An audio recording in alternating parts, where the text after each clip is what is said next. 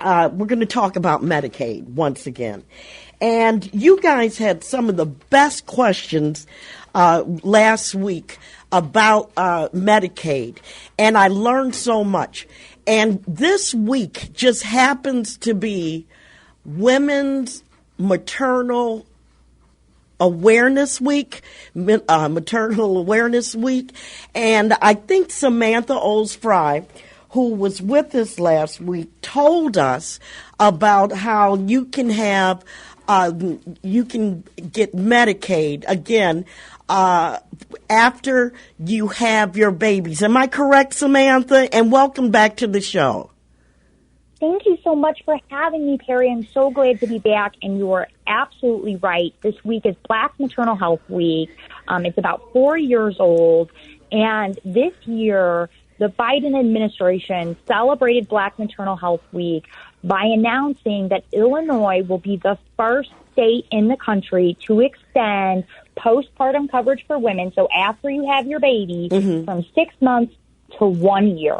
And that is fantastic. Is just groundbreaking, and to be the first in the nation for this Illinois administration to pursue this waiver, for the federal administration to approve it, to announce it on Black Maternal Health Week is critical because it demonstrates the commitment of both the state and the federal government to expand access to health care, but really to talk about health care and the racial disparities that exist, especially for Black women and Black mothers, and to have that conversation about what policies are needed to close that gap with regards to disparity. Because, as you know, these disparities, they did not happen by accident. It was policies that have been in place for decades and for centuries that have brought these about. And so we need to be really purposeful in addressing these disparities and closing those gaps and bringing about equity. And one important component of that is Medicaid policy and extending that postpartum coverage. And if you let me, why we talk about Medicaid and maternal health so often and why they're so linked is that Medicaid covers the almost half of the births nationwide. So nationwide, every year, about 4 million women give birth, and Medicaid is supporting half of those. So 1 out of every 2 babies born is born supported by the Medicaid program, and that means 1 out of every 2 women giving birth is supported by the Medicaid program. So here in Illinois, if you are a pregnant woman and you are on Medicaid, you're going to have coverage now. Instead of for 60 days, you're going to have coverage for the full year, that first year of life, which I will say as a mom is the most challenging year as a new mom. Yes. And there's so much going on.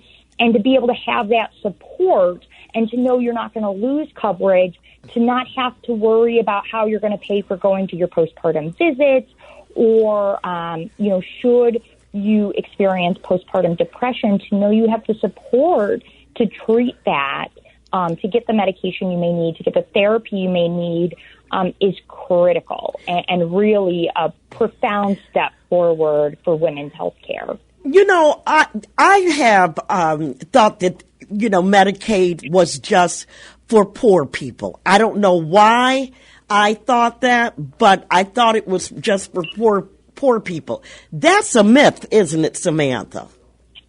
Well, I think it depends on how you think about it, but really, one way or other, either we have far more poor people than we really think about in terms of numbers, or really it's for people who who have found themselves in hard times or who don't have coverage. So, we cover in Medicaid, it covers a third of the children in Illinois, 50% of the births, and that is because it's based off. It is income based. It is, lower income, but it's not necessarily true, just completely impoverished. Right, so abject poverty or something like that. Exactly. Yeah. I'm glad you cleared that up. And so could you give us what the income level, again, has to be for you to qualify for Medicaid? Yes, absolutely. So if you are a single adult It is 138% of the federal poverty level. And that is going to be for just one person. That's going to be making an income of about $17,774 dollars. But if you are a family of three, that's about $30,000 a year. Okay. You know, or a family of four, that's going to be, you know, a $36,570. If you're a pregnant woman, and there's a family, maybe, you know, it's you and your partner and your baby, you're really looking at an income of $34,000 a year. Or if you have one child already and you're a pregnant woman, you're looking at a family income of almost $44,000 a year. So you can start to see there, you get out of sort of that complete impoverished to people who are lower income, you know, but really sort of also getting close to that middle class as well. All right, then we're talking to Samantha Frey. She is the Chief Executive Officer of the Illinois Association of Medicaid Health Plans. And I saw your picture, Samantha, and you are one young CEO. Really, really, you're very lovely. We're talking about Medicaid, and our guest is Samantha Frey. She is the Chief Executive Officer of the Illinois Association of Medicaid Health Plans. And let's get back to the calls, Samantha. We've got Claudette on the line. Claudette, thank you. You're on WVON. Hi, Perri. Hi, Samantha. This is really, really good information. Thank you. Yes, I wanted to know, and forgive me, I may be pronouncing it wrong. Okay. But Samantha, what is doula? Doula? Doula, yes. Yes. So doula coverage, Illinois is one of the first states to cover doulas, or will be one of the first states to cover doulas on Medicaid. Doulas are support professionals.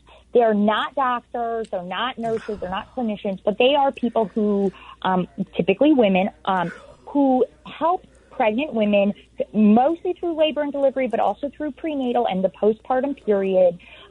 They're there to support you, to advocate for you, especially during labor and delivery, to make sure that you're comfortable, to ensure that your needs are being met. Really, I like to think of them as a highly educated, highly informed support person that is there to support the pregnant woman. And what we see with doulas is that we see that they address implicit bias that exists within the healthcare system. They improve birth outcomes, and they improve recovery as well. So really great coverage, and we are really excited in Medicaid in Illinois that we're going to be covering doulas shortly for the women who are supported by the Medicaid program. That's one profession. Did that answer your question, Claudette? Oh, no, that was it. Thank you. That's one profession I'll never see. When I see childbirth on television, I almost have a heart attack. Let's go to Vincent. Vincent, thank you for your call. Hi, thank you for taking my call. Question, I've heard a lot of news about black women dying at much higher rates from pregnancy. Has Samantha's Association looked into that, or do they have any statistics of that, why black women are dying at such a high rate from their pregnancy? Implicit bias. Go ahead, Samantha. That's exactly it, Perri. You're absolutely right. So we have looked into this.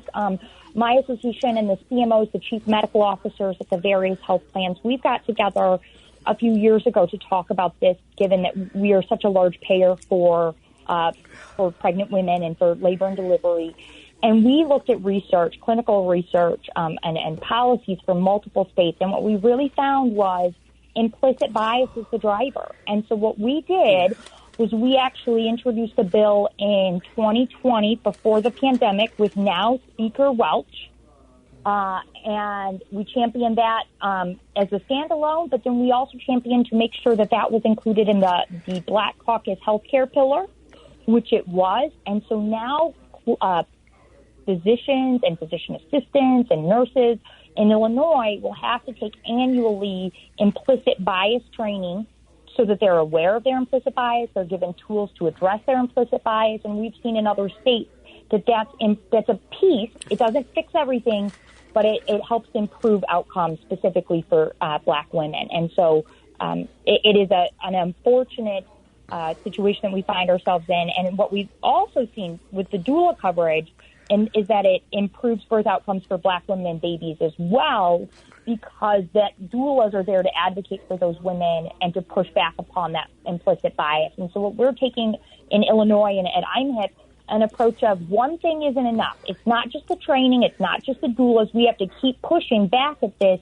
to improve at birth outcomes, to ensure that to get to a place where Black women can anticipate and expect the same type of health care that white women receive. And that's what we want. We want to get to health equity. All right. Vincent, you have a question. Okay, yeah. You said that there's been a bill introduced into the state legislature? Yes.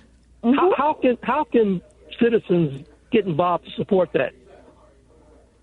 So that actually passed. It was House Bill 159.